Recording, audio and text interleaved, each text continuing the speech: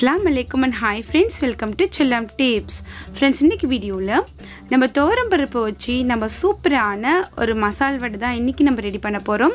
அதுவுமே வந்துட்டு ரேஷன் கடையில கொடுக்கிற அந்த தோரம் பருப்பை யூஸ் பண்ணி இன்னைக்கு ரொம்பவே கிறிஸ்பியான ஒரு ரொம்பவே டேஸ்டியான மசால் வடை இன்னைக்கு நம்ம பார்க்க போறோம். சோ வாங்க அதுக்கு வந்து ஃபர்ஸ்ட் ஒரு பவுல் எடுத்துக்கலாம். அதுல வந்துட்டு நான் இன்னைக்கு வந்து எங்க ஃபேமிலிக்கு தகுந்த மாதிரி 1.5 கப் அளவுக்கு துவரம் பருப்பு சேர்த்துக்க போறேன். இந்த பருப்பு ரேஷன் கடையில் வாங்கினது தான். உங்ககிட்ட இருந்துச்சுன்னா நீங்கள் அதையே யூஸ் பண்ணிக்கோங்க, இல்லை கடையில் வாங்கினது இருந்தாலும் ஓகே. இப்போ நான் ஒரு 1.5 கப் அளவுக்கு துவரம் பருப்பு எடுத்திருக்கேன். அடுத்ததாக இது கூட என்னென்ன நம்ம சேர்க்க போகிறோம் அப்படிங்கிறது எல்லாமே பார்க்கலாம். அடுத்தது பார்த்திங்கன்னா ஒரு 4 டேபிள் ஸ்பூன் அளவுக்கு நம்ம வந்து இது கூட உளுந்து இருக்கு இல்லையா, தோல் எடுத்து உளுந்து அது சேர்க்கணும்.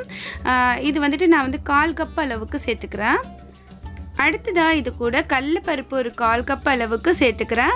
இது எல்லாமே டேபிள் ஸ்பூன் கணக்கில் பார்த்தீங்கன்னா 4 ஸ்பூன் அளவுக்கு வரும். இப்போ இது எல்லாத்தையுமே நல்லா ஒரு 2லேருந்து 3 முறை வாஷ் பண்ணிவிட்டு இதில் வந்து நம்ம தண்ணி ஊற்றி ஒரு 2 மணி நேரம் நல்லா ஊற வைக்கலாம். இப்போ நான் வாஷ் பண்ணிவிட்டு வந்துட்டேன். இதில் வந்து நம்ம தண்ணி ஊற்றி ஒரு 2 மணி நேரம் போல் இது நல்லா ஊறட்டும். இப்போ நம்ம வந்து ஒரு 2 மணி நேரம் கழித்து நம்ம வந்து பார்க்கலாம். ஸோ இது எப்படி இருக்குது அப்படிங்கிறத. இப்போ பார்த்தீங்கன்னா நல்லா இது ஊறிடுச்சு. இப்போ நம்ம கை வச்சு நசுக்கி பார்த்தோம் அப்படின்னாக்கா நல்லா நசுங்குது பாருங்கள். ஸோ இந்த அளவுக்கு ஊறினா போதும். இப்போ நம்ம இதை அரைக்கிறதுக்கு முன்னாடி ஒரு கைப்பிடி அளவுக்கு நம்ம அப்படியே முழுசாக இதை தனியாக கொஞ்சம் எடுத்து வச்சுக்கலாம். மீதி இருக்கிறத அப்படியே நம்ம மிக்சி ஜாரில் சேர்த்துட்டு அரைக்க போகிறோம்.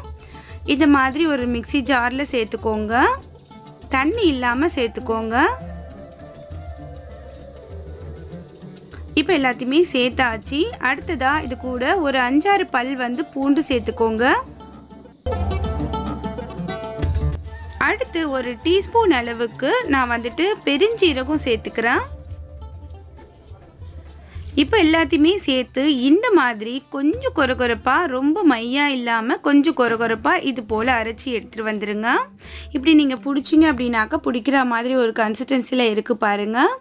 அடுத்தது நம்ம கொஞ்சம் அரைக்காமல் எடுத்து வச்சோம் இல்லையா முழு பருப்புகளாக, அதை வந்து நம்ம இது கூட சேர்த்து நல்லா இந்த மாதிரி பிசைஞ்சு விட்டுக்கலாம். இப்போ தேவையான அளவுக்கு உப்பு சேர்த்துக்கோங்க. அடுத்தது நல்ல ஒரு பெரிய சைஸ் வெங்காயத்தை வந்து நல்லா பொடியாக கட் பண்ணி வச்சுருக்கேன், அதையுமே இது கூட சேர்த்துடலாம். ஒரு 2 பச்சை மிளகாவை கட் பண்ணி வச்சுருக்கேன், அதையுமே இது கூட சேர்த்துக்கலாம். நல்லா உதிர்த்து விட்டு சேர்த்துக்கோங்க. கொஞ்சம் கொத்தமல்லி நல்லா பொடுசாக கட் பண்ணி வச்சுருக்கேன், அதையுமே சேர்த்துக்கலாம். அடுத்தது கருவேப்பிலையும் அது மாதிரி நல்லா பொடுசாக கட் பண்ணி சேர்த்துக்கலாம். இப்போ எல்லாத்தையுமே சேர்த்து நம்ம நல்லா வந்து மிக்ஸ் பண்ணிக்கலாம். நம்ம கைகளை வச்சு நல்லா பிசைஞ்சு விட்டுக்கலாம். இப்போ எல்லாத்தையுமே சேர்த்து நல்லா மிக்ஸ் பண்ணியாச்சு. எடுத்து பார்த்தீங்கன்னா ஒரு பிஞ்ச் வந்து பெருங்காயத்தூள் சேர்க்குறேன். இது வந்து ஆப்ஷன் தான், நல்ல டைஜஸ்ட் ஆகிறதுக்கு இது வந்து ரொம்ப யூஸ்ஃபுல்லாக இருக்கும், அதனால் சேர்த்துக்கோங்க. இப்போ எல்லாத்தையுமே சேர்த்து நம்ம திரும்பியும் ஒரு முறை நல்லா பிசைஞ்சு விட்டுக்கலாம். ஃபுல் அண்ட் ஃபுல் நம்ம வந்து இதில் பருப்பு நிறைய சேர்த்துருக்கிறதுனால நம்ம வந்து பெருங்காயம் பூண்டு அது எல்லாமே கொஞ்சம் நல்லா சேர்த்துக்கிறது நமக்கு சீக்கிரமே டைஜஸ்ட் ஆகும். அவ்வளோதான் ஃப்ரெண்ட்ஸ். இப்போ பார்த்தீங்கன்னா உங்களுக்கு தேவையான சைஸில் நம்ம வடை மாவை எடுத்து அப்படியே தட்டி எண்ணெயில் போட வேண்டியதுதான். இப்போ நான் அடுப்பில் வந்து வானல் வச்சுட்டு அதில் நிறைய எண்ணெய் ஊற்றி ஹீட் பண்ணிகிட்டு இருக்கேன்.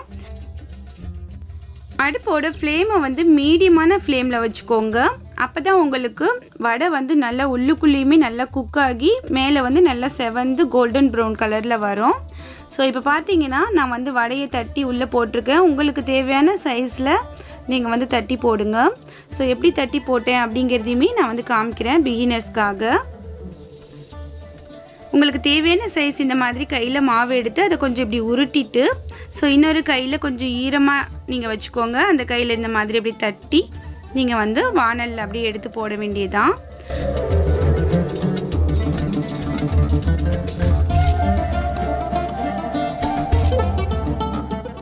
இது போல் நம்ம ஒவ்வொரு வடையுமே தட்டி இதில் வந்துட்டு ஒரு 4-5 வடை போட முடியும் இந்த கடாயில். இந்த மாதிரி நீங்களும் போட்டு ஒரு பேட்சாக வந்து பொரிச்சு எடுத்துக்கோங்க. பார்த்தீங்கன்னா இப்போ நல்லா வந்து வெந்து வந்துட்டுருக்கு. ஃப்ளேம் வந்து மீடியம்லேயே இருக்கட்டும். இந்த மாதிரி நல்ல சலசலப்பு எல்லாமே அடங்கி நமக்கு வந்துட்டு ஆயில் வந்து கிளியராக இருக்கும். அப்போ வந்து வடை வந்து நல்லா வெந்துடுச்சு அப்படின்ட்டு நமக்கே தெரியும். ஸோ இப்போ பாருங்கள், சலசலப்பு எல்லாமே நல்லா அடங்கியிருக்கு. இந்த டைமில் நம்ம வந்துட்டு அப்படியே ஆயிலை வடித்து ஒவ்வொரு வடையாக வெளில எடுத்துடலாம். இது போலவே நம்ம மற்ற பேட்சுமே போட்டு பொரித்து எடுத்துடலாம். நம்மளோட கிறிஸ்பியான மசால் வடை ரெடி ஆயிடுச்சு, அதுவுமே வெறும் துவரம் பருப்பிலிருந்து. இந்த கிறிஸ்பியான மசால் வடை ரெசிபி உங்களுக்கு பிடிச்சிருக்கும்னு நினைக்கிறேன். இந்த ரெசிபியை இஃப்தாருக்கு ட்ரை பண்ணி பாருங்கள்.